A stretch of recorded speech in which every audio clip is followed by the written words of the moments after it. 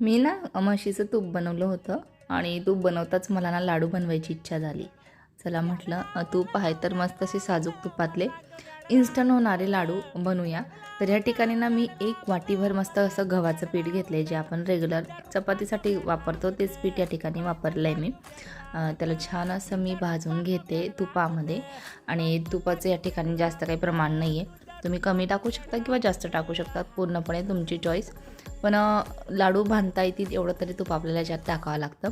तर या ठिकाणी मी आधी 3 चमचे तूप टाकलं आणि त्याच्यात थोडंसं मी गव्हाचं पीठ परतून घेतलं आणि 1 वाटीभर बारीक रवा घेतला.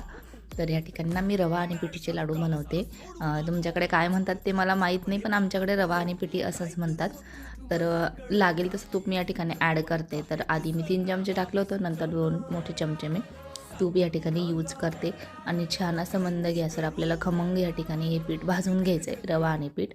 आता या ठिकाणी ड्रायफ्रूट्स टाकायचे असतील तर टाकू शकता किंवा स्किप पण करू शकता, पूर्णपणे ऑप्शनल आहे. पण मला थोडेसे आवडतात म्हणून टाकले. तर या ठिकाणी छान असं मी पीठ भाजून घेतले, मस्त असं तूप रिलीज होईपर्यंत.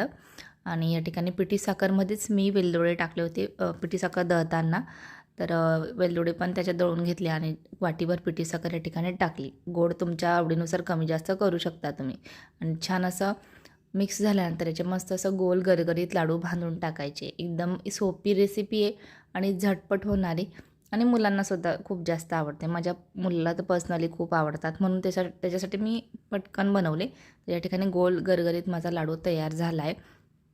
तुम्ही बघू शकाल मस्त असे लाडू बनवून तयार आहे आणि तोंडात टाकताच विरघळतात. मी तुम्हाला फोडूनसुद्धा दाखवते, तेव्हा तुम्हाला समजेल की आतून किती छान बनले ते लाडू. एकदम खुसखुशीत असे लाडू या ठिकाणी